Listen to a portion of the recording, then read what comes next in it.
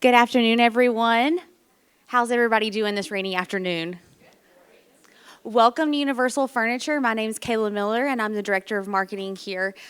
Before I hand it over to our lovely panelist, I want to tell you some new things that we have going on in our showroom this market. So we have 2 new collections, Birch Haven, which is located on floor 2, as well as in addition to our modern collection on floor 3. We also have a ton of new upholstery sprinkled throughout the whole showroom, with the main selection being here on floor 1. While you're here, also step in and check out our Designers Lounge. It's a dedicated space for designers here in our showroom. It kind of takes you and gets you a quiet space to escape the hustle and bustle of market, grab a cocktail, a tea, or coffee. And also, you're all welcome to join our market party, which is going to be starting as soon as this event lets out. So grab you a drink and stay for some live music and food. But now I'm going to turn it over to our panelists. Everybody help me give them a warm welcome. Thank you, Kayla, and this is amazing. Thanks so much for being here at the end of your day. This is going to be a high point and then the party, and we're going to have a good time. So, all right, first to introduce my lovely panelists. To my left is Isabel Ladd, self-taught interior designer based in Kentucky, in business since 2015, known for her bold, curated, maximalist approach. Next, Heather Ison, a photographer, event and portrait photographer turned interiors photographer, Charlotte-based, and her work has appeared in Domino, Rue, Home Design and Decor. I think this might be my old one. And give me one other. Good Housekeeping. I think I have my older notes, but yeah, other magazines. Okay. Great. Ashley Hotham Cox, former editor, most recently of Charlotte Home Design and Decor, and now focused on her business as an interiors stylist. And I am Jane Dagmi. I lead High Point by Design, which is the movement to keep showrooms open and accessible to interior designers year-round. Our mantra is design never goes dark. I'm also a former editor who styled a lot of photo shoots. So I have a very keen interest in this topic. So, okay, let's go. I have 2 pages of notes. We have a lot to cover. All right, Heather, I'm going to start with you. You transitioned from event and portrait photography to interiors photography. Mm-hmm. I hear sometimes, people are hiring wedding photographers to shoot their interiors. I want to hear from you. What is the difference? What did you learn as you transitioned to interiors? What you had to know, what makes a great interiors photographer? Okay. They're very different, actually. I would say almost everything from the approach to the equipment that's needed is big. The lighting was a huge learning curve. And the collaboration piece, like working a lot with stylists and designers and kind of creating your own team. Equipment-wise, the time of the shoots, you're talking all day to shoot a full home, multiple days. Sometimes it usually does take about 45 minutes to an hour for me to even schlep all my stuff in and set it up before we even start on the first shot. And so I think one of the biggest things I had to learn was also the meticulousness of perfecting the shots, how much time and intention that takes, which is where having the collaborative team of stylists and designers is so important. Being able to have a larger screen for everyone to see what I can see through my camera, so that once we set the shot up, we're moving things around and kind of perfecting it, so that you can see what you'll see blown up hopefully in a magazine pages. So, and I think that's the part I love the most about the job too, just like the attention to detail and the partnerships and collaborations. Just curious, do you do any photoshopping or? Yeah. And is that different? Yes. Yeah. Good point. Yeah, that's very different. I had never used Photoshop before in events and portraits, so that was something to learn. Usually that's why the tripod is necessary a lot, because you're taking multiple different lit frames of the same photo, and you have to blend pieces together to kind of get exactly what you're looking for. It's why learning lighting was so important as well. Not so much just learning the equipment, but learning how to use it to kind of use the light to my advantage to create the look I'm going for. Yeah. So I'm getting there's a lot of There's a differences lot, and yeah. a lot of layers. Okay. Yes. So Ashley, as a former editor, you can't help but you get in a lot of things, submissions, and a lot is just tossed aside because it just doesn't look like it would ever appear in a magazine. So what are some common mistakes that kill someone's chance of being published that you've seen? So I'm a former magazine editor, and I would receive, a good amount of submissions, and a lot of them had really good potential, but the photography was crap, the styling was not good, and it kind of broke my heart to tell that person who was submitting their work that they've put so much into, be like, it's almost there, but you need to reshoot it. And they're like, wait, what? And so I say,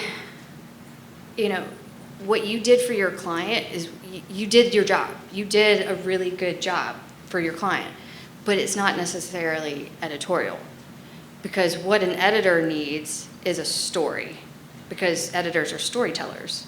And so if it's lacking those finishing touches, those layers, the details, the patina, it needs to be compelling without, anyway, it's just, so I got a lot of submissions, and it was having to tell them, one, it's the lighting might be off, or the styling, lack thereof.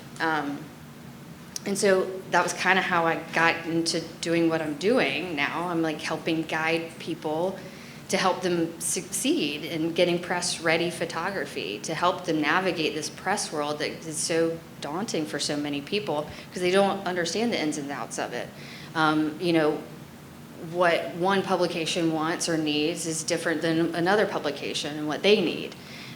So really tailoring your shoot as if it's going to run in a particular magazine. You just have to do your homework. And I think that's the biggest thing.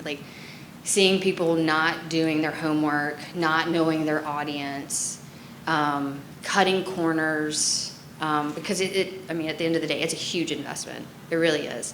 And so I always say, if you're going to do it, you need to do it right the first time. And so that's what I'm here, that's what I've been doing, trying to help people accomplish. Well, I like what you said, do it right the first time, because Isabel, I'm going to you, because Isabel thought it would be a great idea to hire a commercial photographer. Sure did. And so talk a little bit about that. All right, so I'm in Lexington, Kentucky, and my first publication was in a local magazine, and it was a photographer that was hired who normally does commercial cheeseburgers, bourbon, that kind of food photography, whatever. But at the time, that's all I knew. I had no idea that there was an interior design photographer. And that was totally fine when I was starting my business, when I was building a portfolio, when I did not have the funds to hire a professional interior design photographer. But then when I got to the level that I wanted to level up in my business, I hired a PR person, showed him my work, and the answer was, we need to reshoot these projects, or your future projects have to be shot by an interior photographer. And I did that. I believe wholeheartedly that it takes money to make money. It was a big investment, but the ROI on that is it's 8 years later, and these pictures have been published in print, have been put digitally, have been shared all across different platforms. And yep. So I always think okay, you've just done a great project and you want to shoot it for your website. That's kind of one of the primary things. But shooting it also with this possibility of getting published in mind is it's to shoot it for both, right? So Heather, when you're on set, are you shooting, somebody hires you, are you shooting for the website? Are you shooting for photography? How does it go? Yeah, I think the discussion is had beforehand, or especially if it's a new client, what is the intention behind the shoot? Is it merely for your portfolio? Is it for social media content? I think ultimately the way I shoot it is going to be the same. I think the answer behind one of those, especially if they've never worked with a stylist before, like say a new client that's kind of just not had a stylist before, or done it themselves up to this point. If they do want it published, that's when I'm typically pushing the stylist really hard, because that is a huge difference when it comes to publications and what they look for, I've found. I also find it so hard now that I have worked with stylists, knowing the potential of a project if there was a stylist. It's really hard for me to, to be like, this is beautiful, but it could be like that much better. If you would just hire the stylist, kind of wrap it into your budget beforehand. I mean, the things that this human can do with a floral arrangement to make a photo go from pretty to like editorial ready is insane, and so it really does just make all the difference. I know that you and Ashley work together. They're both in the same market. So I would like to go into a little more detail about the things, Ashley, that you do, and is that typical of stylists, or how do you work? Describe the different services, what you provide. So I have no idea what to call myself, because I'm not a traditional interior stylist. I still can't tell you what I am. So that's not really helpful. So yeah, I mean, I went from being a magazine editor to, I just kind of came crossroads and was like, I can't stay in this lane any longer. I have to pivot. And basically how it came about where I am now is that I had this publicist I used to work with in New York, and she reached out 6 months after I left the magazine and was like, hey, just, I'm working with this interior designer. She's got 2 projects that she wants to pitch for national publication consideration. We need help with editorial direction and styling. Like, what are your rates? And I was just like, oh, it's so good to hear from you, but you're barking up the wrong tree. And then I was like, wait, duh, light bulb. And I was like, hit the pause button, called a lawyer, got an LLC situated, and then I was like, and started doing my homework. All that to say is that I'm leveraging my editorial background into my interior styling, because when I was with the magazines, we had no budget. I mean, I was told that we had no budget for florals, we had no for a florist, we had no budget for a stylist. But I am very OCD and I'm neurotic when it comes to Meticulous. You're meticulous. Thank you. That's a nicer word. So I knew that this was going to be in my pages of my magazine, my baby, and my face is on this, and my name is on this. And so if it wasn't going to be perfect, then I didn't want it. And so I would be the stylist, I would be the florist, I would be the editorial director. And so what I guess I don't know exactly what other stylists bring, but from what I've been told from other photographers that I've worked with, other designers that I've worked with, that I'm bringing 30 different soaps and 15 different towels, and I'm not bringing new stuff that you can go and buy. I'm scouring flea markets and antique shops and markets here. I'm bringing in vintage pieces, one of a kinds, because I'm looking for that texture. I'm looking for that patina. I'm looking for these dimensional items that are going to bring interest. So I don't know if other stylists are really doing that, but that's what I'm doing. I don't know if that really answers your question. Well, it did. I mean, it gave us an idea of what you're providing and how you work, for sure. Yeah. Because also it's I see, like what Heather was saying, you have this conversation before, the photo shoot, understanding the client's goals. Are you trying to get published? Is this for your website? Understanding what the intention is, and then if it is to say get published, understanding where like where Right. you're trying to land. And then that way I can see, like, I tailor it. Right, so you go to that publication or website or whatever it is and see the basic vibe, the aesthetic, and you know how to guide them. Yeah, because they're Yeah. all different. And Right. knowing where the text is going to land, I mean, Yeah. So, Isabel, with you, so I'm curious, what was the first time you got published? What was it?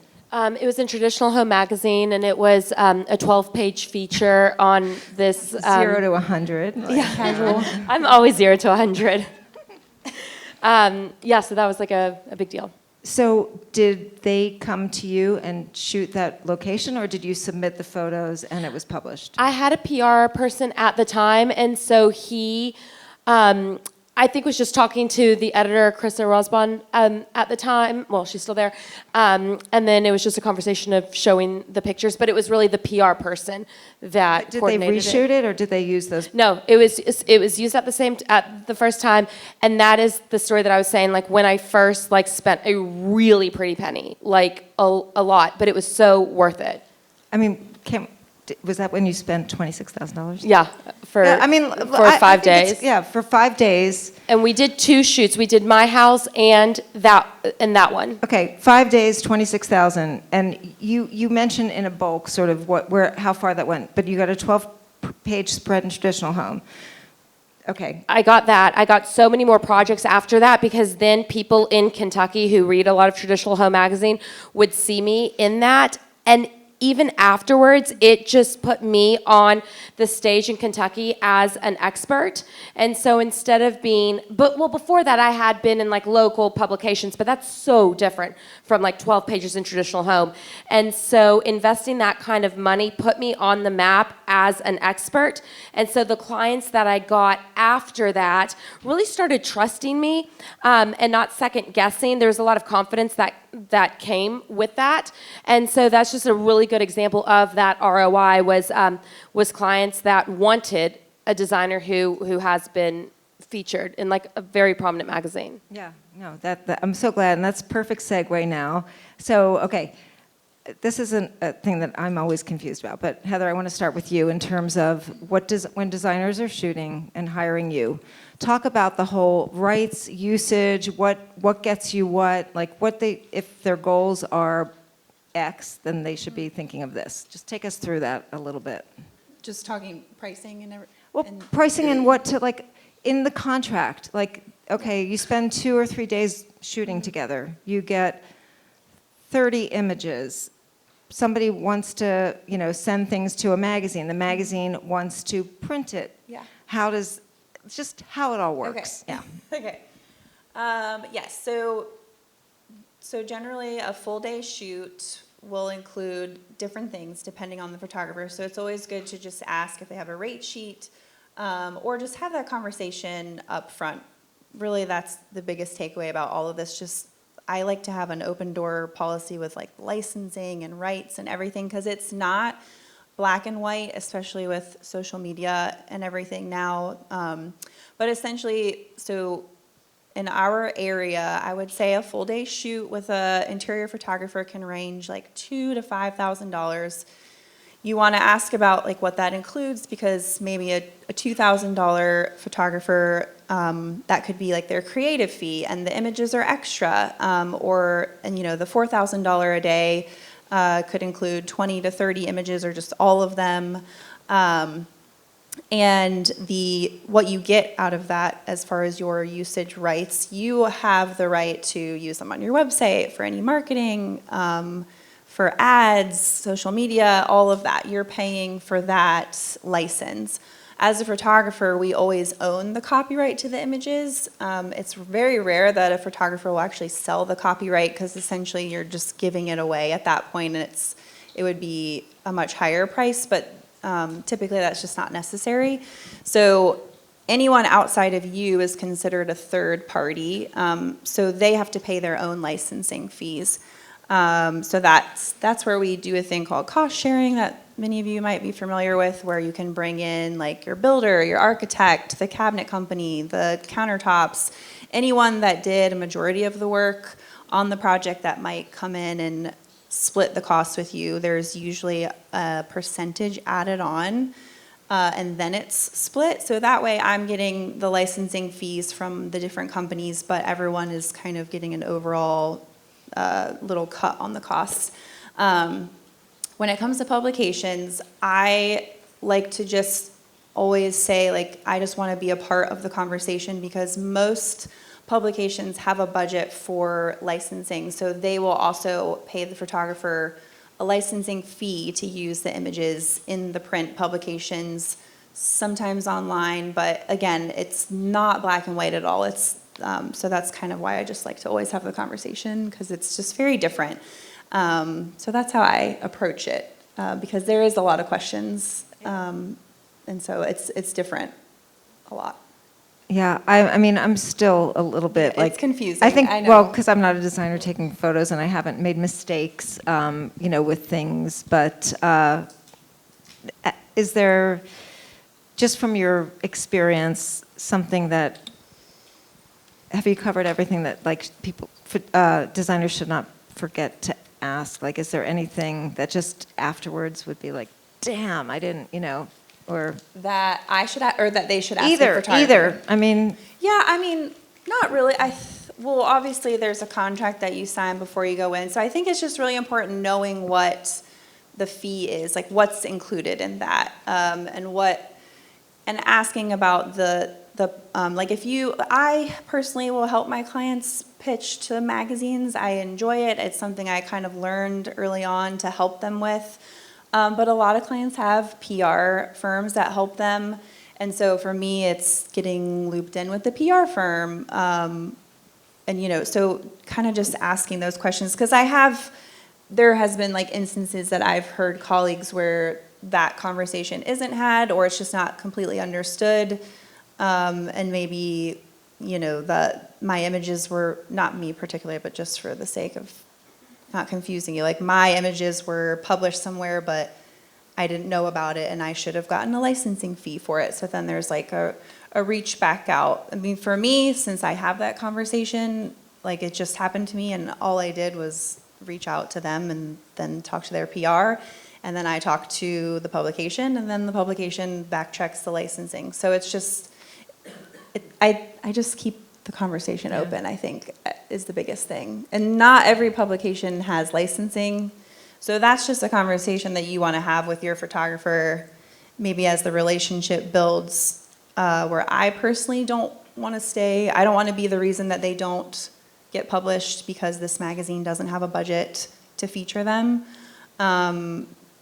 That's not the case with everyone. So, and It's really crazy. Yeah. I mean, when I was an editor, like we would travel like 2 or 3 of us to a photo shoot, and I mean, we weren't extravagant, but there was a budget, and I mean, how hard it is to work with no budget as an editor on things. So, if you, I guess, invest up front, your chances are better of getting, yeah. So, did you have any comment about that? Yeah, so when you were talking just now, like, I had no idea that those were questions to ask in the beginning. I had no idea that they existed.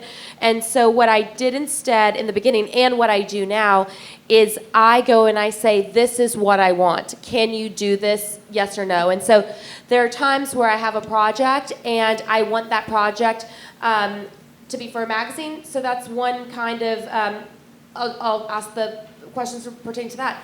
There's other times where I just want something for social media. It's a project that I want to circulate on social, but I don't want to spend the money for editorial because it's not an editorial kind of project. So then I'll hire someone else for that.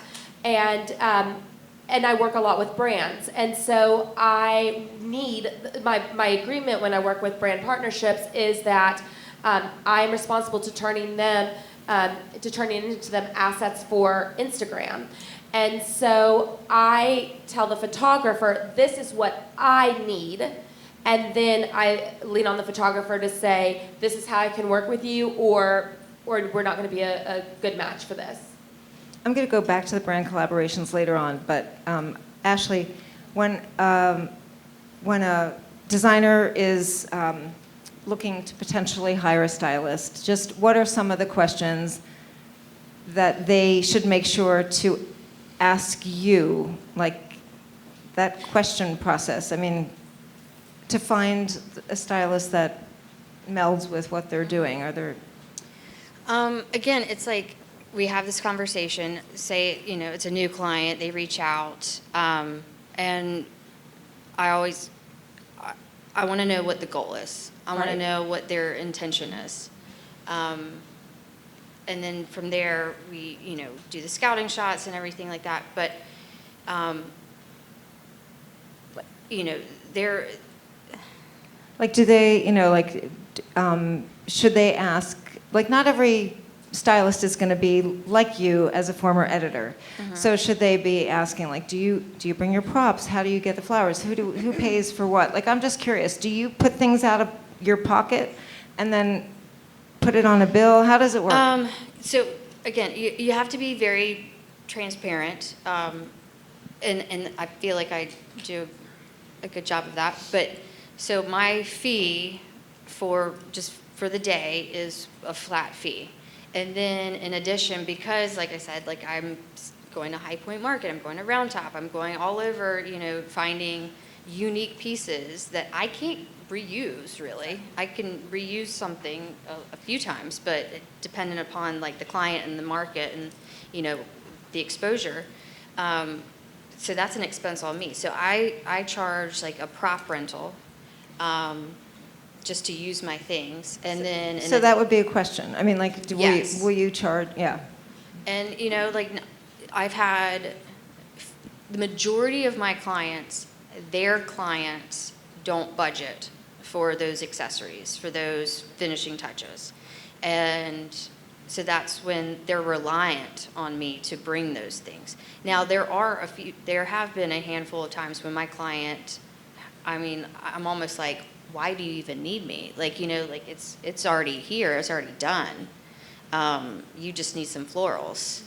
But that's very few and far between. So yeah, so it's a good conversation to have. It's a good question to have because not every, and I was on a project last month and my photographer friend, he was like going through my bins and he was like, do you ever work with so-and-so? And I was like, well, yeah, back in the day, like when I was still an editor. And he's like, she doesn't bring any of this stuff. And I was like, no, probably not. And, so I think that's definitely a good question to ask. Like, if you are hiring a stylist, to ask, like, what are they bringing? Also understanding, like, what's in their fee.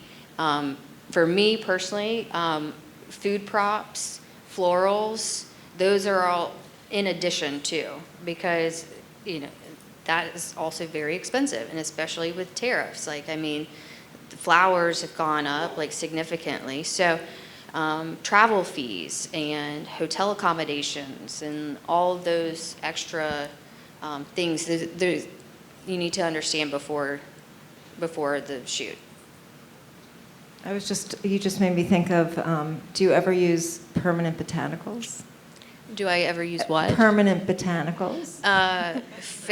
Faux? That would be faux. Yes. Faux no. Fake Faux florals. no. No faux. No faux. This is some good trees today. No faux. Some good trees. No faux. Okay, so Isabel told us on our prep call that you have not hired a stylist, because if you couldn't tell, and I say this in like, she's intense. Like, she's a woman who knows what she wants, a designer, right? So, like, talk about just how you self-taught the styling and how you go about it. So what I did is, so I've used a stylist when a magazine provided one, but I love to study. And so I would go on Instagram to the magazines that I really like and respect, and Instagram or in print, and I would just find the name of the photographers and the stylists that they would use, and I would study that. Especially with the styling, I'd study how are the florals, how are their layers. But I am studying maximalist interiors because I only do maximalist, that or bust. And so that's where I'm following stylists that have that niche, because I'm very niche oriented. And so I totally understand that there's stylists that do lots of different aesthetics, but I'm just looking at those that have like a lot happening in the room to see if they keep adding a lot of accessories or if they edit. So it's really learning based on what's already been successful, which you know if it's been printed. Right. A lot. Yes, yes. All right, I want to do a little print versus digital, because I think there's a lot of, I still think of magazines. I'm older than some people in this room, many probably, and so magazines were like the thing, and I've worked for them, so I love magazines. But digital is amazing. So I just want to talk about, because it's everywhere and it never ends. So I just want to talk a little bit about how, well, let's start with you. Just, you've been published in both. What do you've already mentioned how traditional home kind of gives you the cred, right? Yeah. But just, and a little bit about digital, how that, the good things. For me, when I'm in print in a magazine, it is for my ego. When something is digital, that is where the profit and the clients really come in and come in quickly. Because for print, it's just so few and far between, and the magazines are getting skinnier and blah blah blah, and they're holding on to your images sometimes for more than a year. If it's digital, you get a lot more images out there. You get it much quicker. You get more people on the internet sharing stuff. And the majority of people that see that are not the same people that are subscribing to magazines. Like, I feel like interior designers subscribe to a lot of the magazines, but my clients are not all reading the publications, but they are on the internet. Heather, for you, shooting, things that appear both, talk a little bit about what designers would need, like for print versus digital, just in terms of, I guess, the quality, to make sure that, the quality or, the technical stuff, and then a little bit about what you're seeing as the two. Yeah, I mean, I think it's the same. It's the same. Well, quality-wise, you mean like high resolution versus low? Yeah, like for print, you always need high resolution. Your photographer should be giving you that always, though. I don't know. I mean, I think print is always going to take the cake for me. I mean, and my clients, it's just, nothing really beats seeing your work in the pages of a tangible magazine. But, online is quicker. It bumps up your SEO. My SEO, I'm tagged in it. It's more of like an instant gratification, I guess, if you will. With publications, you have to wait to hear back when you pitch it, and then you have to wait for that placement, which is usually over a year or so, depending on the magazine. So it can be a lot harder to sit on a project like that you've worked really hard on and finally have completed. So, and just Ashley, from your former editorial career, is it easier to get in digital? I mean, would you, Yes. Maybe as an editor, stylist, curator, a little easier to get first published? So digital, definitely. I mean, and don't underestimate the power of digital, because what Heather said, I mean, it's a greater reach, quicker publication. You're able to share your content way faster. You're not sitting on it, hoping and dreaming and wishing and all the things. And I have a client, and so also, if you're trying to do print, it has to be a whole project. It has to be complete, like no missing elements. It's got to have a primary bath. It's got to have a primary bedroom. It's got to have a kitchen. It's got to have everything. So a lot of people don't have a whole complete project ready.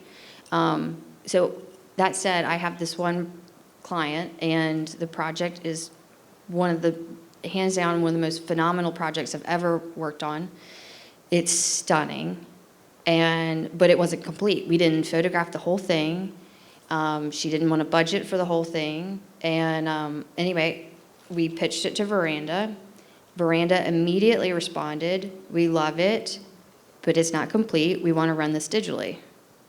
My client said, "Hell no." She's old school. She thought it was a slap in the face, and I was like, oh my, like you have no idea what Why you are didn't doing. you shoot the whole project?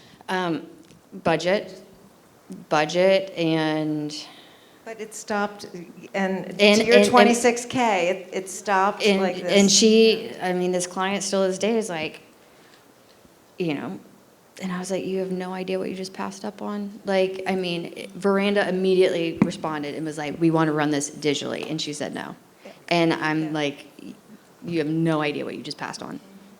And did Veranda not give a second chance? Like, once you sort of say no to an editor, is that, I'm a different kind of editor. I would forgive. But- Veranda forgave and offered it up a second time digital, and she still turned it down. I do think, though, to your point of a whole story, like, and how digital, it might be like blue bathrooms or, just powder rooms and things like that, which are great little pieces. And, looking at your photography, they can just take what they want. Like a kitchen, I think, though, can be a complete story, Yes. right? Because it's somehow, that. One room shots. I mean, is that what you're talking about? Yeah, like a kitchen, I mean, the overall, and then maybe a couple Detail. details, but like that in and of itself, I believe, is a complete story sometimes. Of course, Yeah. absolutely. Like for front of book, I mean, editors are always looking for that kind of content. So as a former trade magazine editor, I'm just curious, trade publication versus consumer. Now, we know the consumer books are much more gorgeous, and they all have great creative directors. Trade is more, we'll pick up what you already have, and it's more about positioning, I think, designers as like the experts. But just I'm sure you've been in both. I mean, I wrote about you. I wrote about her sense of fashion, because I was always like trying to do the fashion design thing. What does trade give you? Because let me tell you why I want to say this selfishly. As I would be a trade magazine editor sitting in the room, and people would talk about being featured in magazines, nobody ever mentioned trade publications, and it made me feel really tiny and unimportant, and here I am working my butt off to make 8 magazines a year. So just a little bit about trade versus consumer, what trade gives you. Yeah, so I've been in like Business of Home a lot, and that is a trade magazine. And that, none of my clients read that. I would never want one of my clients to read that. Actually, when I'm in that, I'm so candid talking about it. Once I posted it on Instagram, and I got like shunned in Lexington because I'm like talking about clients and projects and what I like and what I don't like. But every time that I am in a trade publication, that just makes my reach go so far in this world of interiors, which is also my client, right? So I've got the client of home residential projects, but then I have the clients of brand partnerships. And so those are two pillars of my business that I focus on. And trade publications gets me expert level with the people that I really, really, really care about that put me on the map. That was good. That was really good. Yeah. Okay. So social media. So the two of you create work and people pay you for it, and then you never know where your work is going to show up again. Just in terms of your intellectual property or your creative property, like I'm not sure what my question is, but I don't know what I my just answer's feel going to be. like it's murky sometimes, and okay, say you work with her, and she pays you for the work, and then Phyllis shows your work because she really loves it on her Instagram. She's a designer. And just designer to designer, is that a compliment, and that's cool, and that's fine?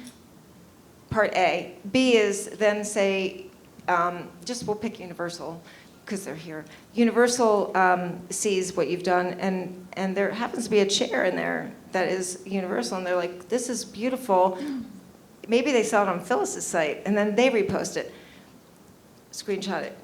Just tell me about how you feel about that kind of stuff. Me? Well, yeah, and both of you.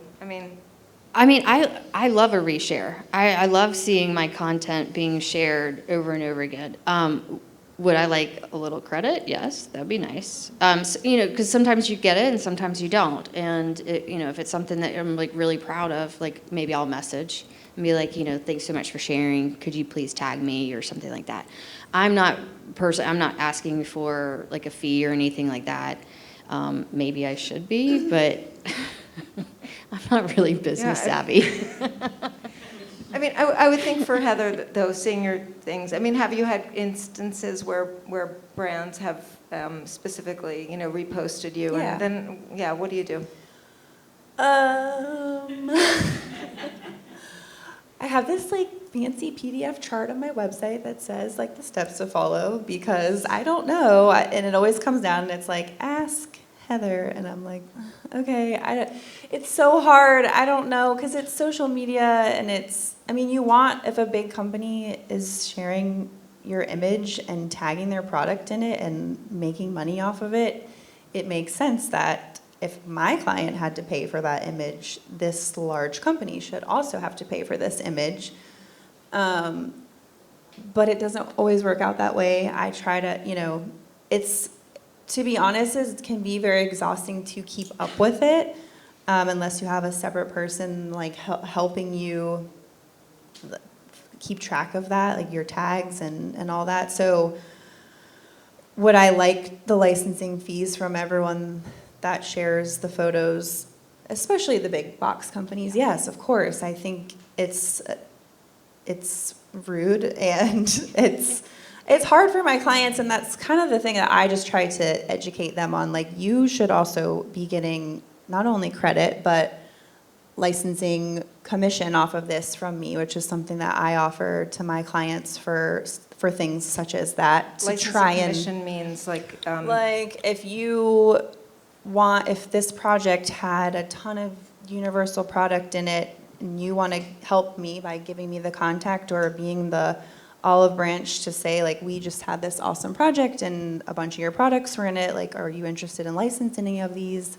And then giving them a percentage of the licensing that I get off of that. Mm-hmm. So that's like the solution for it. However, it's very, again, it's not black and white. It's kind of all over the place. You touched on it before. That's kind of where I'm at with it. Yeah, if you are shooting and you know you're working with some companies in a major way, you know, include them, have that conversation, and that's going to lead me into, I know I saw a hand up here. Hold on, but just talk a little bit more in detail of, I mean, I think there's a little bit more about the brand collaboration that you could share, how you get there. Yeah, so, but first, like when we have something like photograph that we know is either like in print or on the internet, we actually go through every vendor that is in that shot and we send them an email saying, your product is featured in our project, and we ask if they want to buy the image. I have worked that out before with my photographer. So the photographer that I work with, I pay him extra in the beginning. I pay him more because I want to be able to sell the images that I'm using, and I want to be able to put stuff online. So he knows that from the beginning, and so that's why he charges me more. And that's a stream of revenue for you that is reliable and... Yeah, because there's been times where a magazine will say that they don't have money to buy the images, and so I don't want that as a speed bump, so that's why it's important for me to cover that cost from the beginning. All right, we'll go to Q&A soon. Heather, portraits. As an editor, if I see a portrait of you that is older than 5 years, really, I want to see what you look like today. But just when you're on location with designers, will you take a portrait, and is that a great idea to do it? Yeah, I think it's a great idea. It's usually talked about beforehand, or, I mean, with my regular clients, they'll just be like, can we get a photo of me in the space or a team photo in the space? And I think it's a great idea. Yeah, absolutely. I always like to do it in the beginning of the shoot so we can just take it, for more than one reason. That sometimes it takes a bit of time, and then also so that you can relax and it's done, and we can focus on the rest of the shoot. But yeah. Ashley, do you ever do personal styling? No, not really. I mean, for myself, like, I mean, we just wrapped up a project, well, my house, and so, you know, I've been working with this same photographer for years, and every time I just have her, you know, just shoot me real quickly, because again, it's like, whether it was when I was still an editor and like, you know, I needed like a new like headshot or portrait for, you know, the masthead.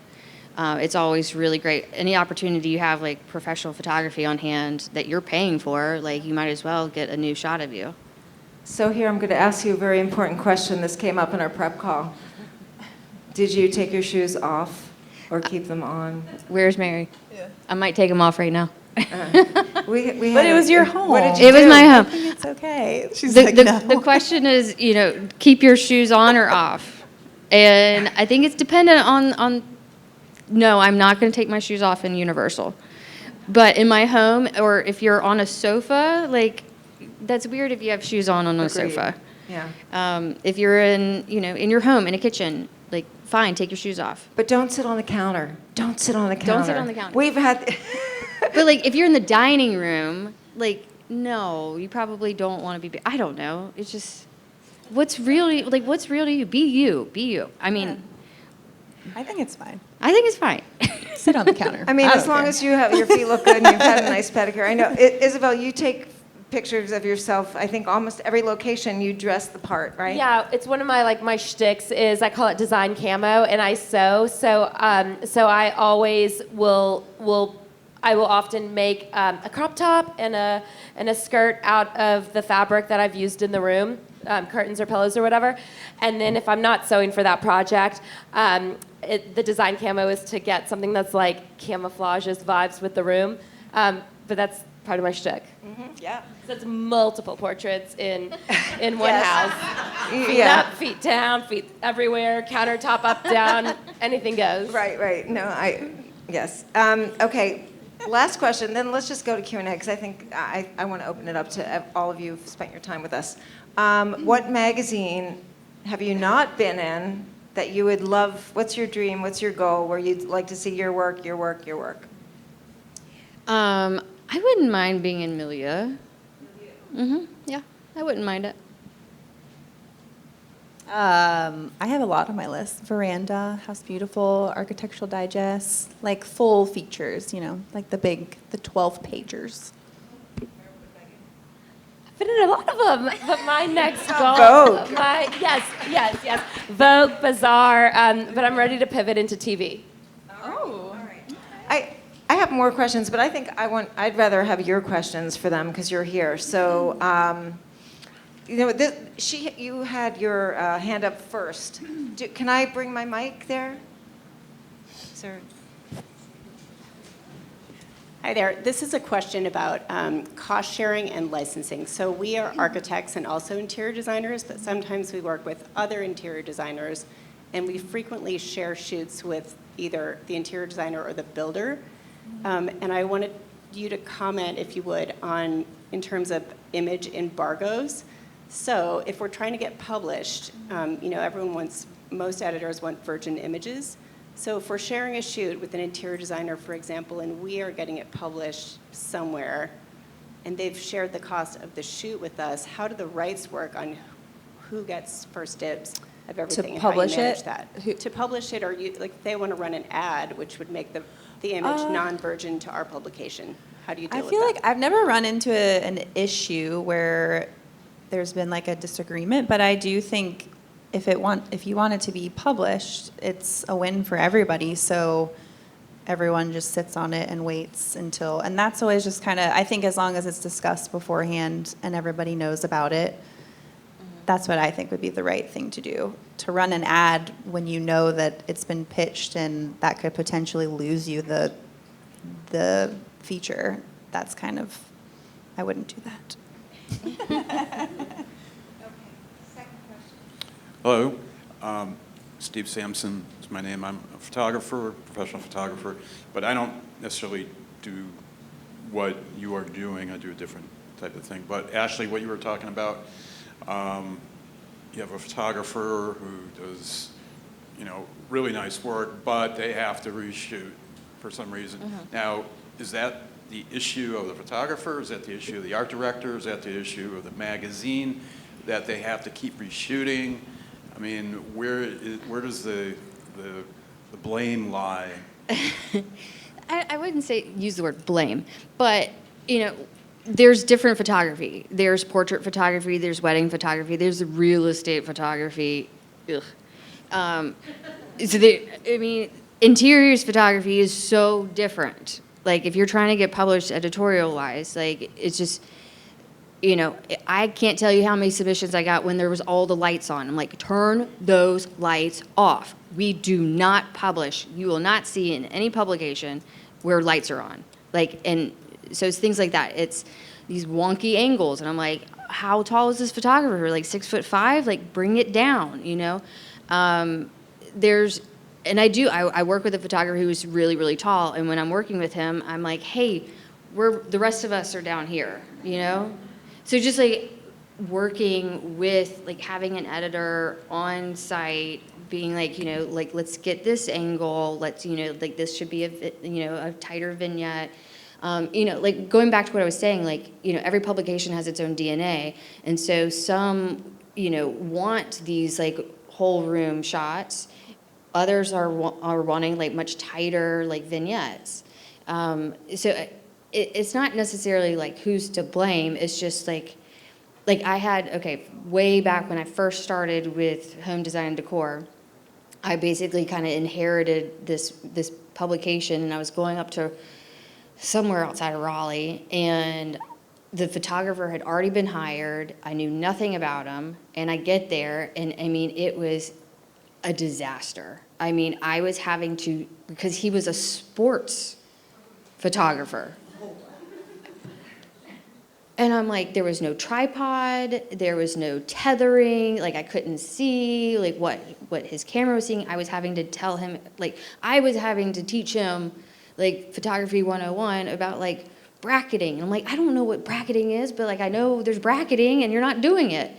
So, I don't really know if that answers your question, but it's, like, more like, if you're trying to get in a certain publication, like what Isabel was saying, what Heather was saying, read the masthead, look through, see who that publication is hiring, see what that photography looks like.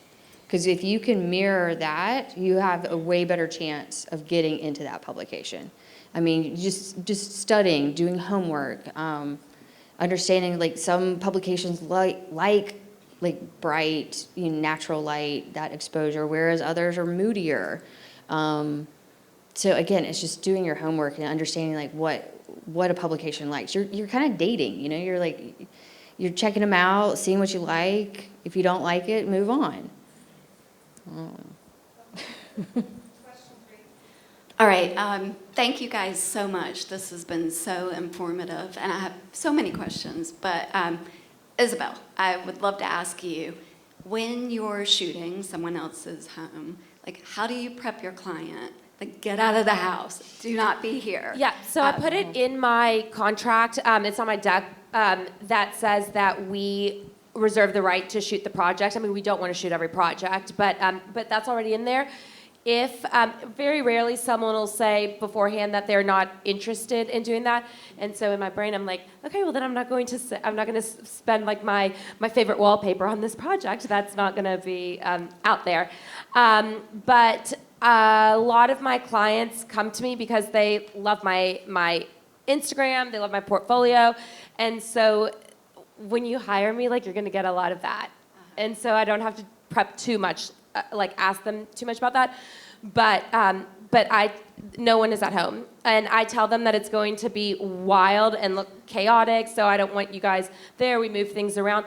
I tell them in advance that when they see the images later, it's not going to look like their house that I have designed.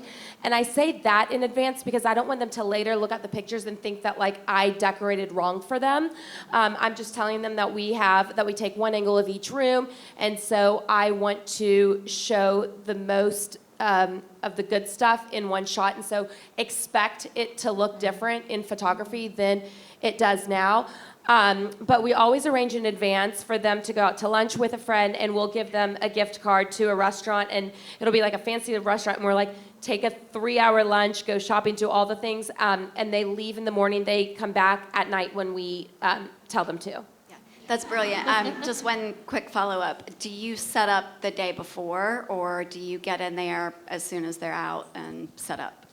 They get out as soon as I'm there. Yeah. But I come very organized and very prepared. Like, I know where everything's going to go. Do you still have a question? So this is kind of piggybacking actually on one of her questions, and I've been in business a long time, but have not really focused on that. I did learn the hard way of photographers and the ones not to use for sure. But piggybacking on her question about people sharing those photos and not knowing a lot about licensing, you know, she was asking, as a photographer, these people are using your image, you know, how does that affect you? But that, I feel like that also goes back to the designer. Like, the photographer is the artist of taking the photo of it, but the designer is the one that's obviously done all the work in creating it. So I did have a photographer at another seminar a couple years ago that said, like, buy your copyright. Like, so basically you're paying for the copyright up front, so the photographer doesn't own that photo anymore, which I'm sure can get very expensive. Yeah. Do you think that that's worth it? Do you think that, I mean, obviously as a photographer that doesn't necessarily benefit you, but do you run into issues of who does own that photo? If somebody else is sharing it, you want a cut of it, but as a designer getting a cut of that too, if somebody like Universal is using it. How does that work? That's why I kind of, in the process of learning all of that, created the like kickback program, sort of.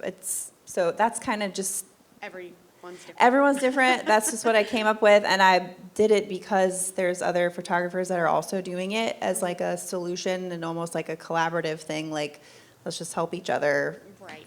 you know, figure this out, because otherwise it is like it's kind of a hard thing to combat when you can just share things so easily. Yeah. It's everywhere in the market, and a photographer, Yeah. you're going to feel passionate about your work, and the designer is going to feel passionate about it, and it's like, who owns that? I think it's a conversation to have at the beginning, you know, Yeah. like, and one of the things about having like a team, right? Like somebody that you work with, you get to know a lot. Then it's like, I've got this great project. I'm using all these amazing brands. Let's do something. I know somebody in this room that does something good. Like, then go at it from the beginning where you're satisfied because it's your creativity. Right, and there is, like, to what Isabel was saying, there are instances where you're like, hey, I don't want to have to come to you every time someone shares this or whatever, you know, so then we agree upon a fee for that shoot, where I'm like, great, pay me this and you can share whatever you want. And You know, this is going to be like your bread and butter. Yeah. This is one Yeah. thing I'm really proud of. I say that I want to use these pictures for a book down the road, for social media, to give to brands, for my website, for all of that. I say that in the beginning, and I pay more to have that freedom. Another question. Just a quick question for all of you. What are your thoughts for new construction or like a whole house large scale remodel on using the same photographer for exterior and interior versus different photographers who specialize in exterior versus interior photography? Same one. Use the same one. Especially if you're trying to get it published, it needs to be cohesive.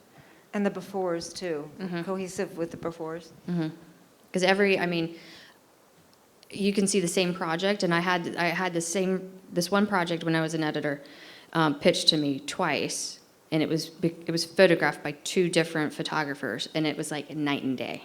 Both beautiful, but like so different. I just found some photographers only do interiors, so that's why, you know, there's certain photographers that love their interior, but they don't do exterior, so it sounds like I need to find the right one. You mean Heather like Ison's landscape right and here. garden and stuff, or just an exterior of the home and the I architect? mean, it's a huge, like, $30 million estate and like everything, drone shots, full. I don't have a drone, but yeah. Not yet. Any other questions? I know, yeah. I have a question for all three of you. I'm curious what your top 5 accessorizing tips are for the space to make it editorial worthy. I love accessories, but okay, actually, I'm just gonna give one tip, just because this is my only tip, is I do all of my accessorizing at the end of the project, or don't say at the end. Every single client knows that they're going to get a project from me that is delivered down to the tissues and the tissue boxes. And so having all of those layers is important to me for the end result. And then when it comes down to the time to photograph, 98% of the work is done for me. I'm just bringing in flowers. I feel like you should answer this more. I mean, my number one is just going to be like real flowers, and even beyond that, maybe a few nice floral arrangements if there's like big rooms that need them. But I don't know, that there's a lot that goes into that. So that's why I feel like you just need. It's really dependent on the space, right? What the space is calling for. But one of my pet peeves, I guess, is like brand new coffee table books. If I see a brand new coffee table book, let alone 10 of them, I know you're not reading them. You might as well go and find some like good old vintage antique books that are ripped and torn and weathered, and just like you want something interesting. And if you buy something new, if every accessory in your space is new, it might as well be a showroom, which is nothing's wrong with a showroom. I mean, but it's not compelling as far as like the story. It's not editorial. We can tell you the no's. No Tom Ford book, no Hermes blanket, no orchid. Orchids, I was going to say. That's about it. I used to hate styling kitchen counters. The kitchen. Oh, it's one of my favorites now. Is it? Really? Anybody here struggle Take with forever. big spaces that don't move? Okay, can you just give a few tips on kitchen, like what's working? I love giant florals and giant vases on the kitchen island, and to me, that's really it. I don't do the charcuterie board or the cereal or like the wine. Again, it depends on the publication, because some publications want very like minimalist like approach, like clean counters, everything. Others are like, I want the clutter, I want the real life. By and large, my clients right now are wanting what I want, which is I love the real time, like toast in the toaster popping out. Like I have, like the produce that I'm like cutting the onions and the shallots and like I'm preparing. I've got like all the things out, and I feel like I'm illustrating like a very cluttered, messy place right now. But it looks pretty. Details? What? Are those for details of surfaces and things? Because like you're not going to really see a shallot in a pulled back. Well, I mean, yes and no. Having the cutting knife like by like the cutting board, especially like Beth Webb, like her books. I don't know if you've seen them, but like she works with the stylist, and it's always really beautiful cut vegetables and of course like grand foliage from cut from outside, just having it real natural. I mean, a kitchen is supposed to be an informal space, and so just really like reading on like what the space calls for, what's natural. Like it doesn't need to be like brand new wine and olive oil and all this stuff. Like just make it true to the space. So thank you. I think in closing, could you just say your names again? Because I think, Ashley, other than yours, I didn't see any others in writing, and I'd love to record them. I'm Isabel Ladd of Isabel Ladd Interiors. And Heather Ison. Heather Ison Photography is my business name. Ashley Hotham Cox. Okay, it's 5:05. So is there, I know you did you have a question in the green sweater? Can we do one more question? I know Isabel is driving back to Louisville tonight, so we want to make sure she gets on the road safe, but here. This is for Heather. Hi, photographer. I'm here. Hi. I was just wondering, how did you get to, what's your advice on getting to the level of that $26,000 level, to be that photographer? Did you start locally, or how were you able to get your stuff seen to the designers that you work with now? To charge that much? Is that what you're, I'm sorry. To get to that level of that success, where did you start, and then how did you get to the? Well, Isabel was the one who spent the $26,000. Yeah, no, I know, but obviously you're a very good photographer. I'm saying, how did you get to that? Okay, level I of see what you're design? saying. You know what I mean? I think it's just experience. I think you kind of readjust your rates every couple of years based on your experience, and I try to get mentorships, and I tried to find the people that had already done what I wanted to do and learn from them. So I did some in-person workshops, some one-on-one stuff, and kind of just try to continuously do that so that I can feel good about charging a certain amount based on my experience and everything like that. So does that answer? Yeah, it was more along the lines of how were you able to get your work seen to the top designers? Okay, so that's kind of why I started doing the publishing thing for my clients in the beginning, because I realized that it was kind of it was a win-win for both of us. If their work is getting published, my name is getting out there, and it very much so was just like a kind of it just sort of organically happened once I started doing that. I learned a lot from Amy Fleury and her books and all of her resources that she has, and kind of taught myself how to pitch to the local publications and just have a really good relationship with all the local editors to where I can easily help my clients get work there. And so when I'm constantly pitching them things, and they're always just so gracious and love everything that I give them, and it's a win for everybody, and it kind of just like dominoes after that, I think. And then, for me, after local, I'm always just trying to find the clients the projects that are the full homes that are bigger that we can pitch to national publications. Thank you. Yeah.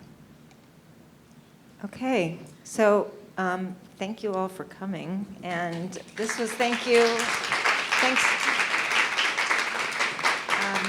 Thank you to Universal for hosting. We're closing out the Learning Center, right? This is the last one. Yeah, so, and have a good rest of your market. And come back to High Point anytime. We're open.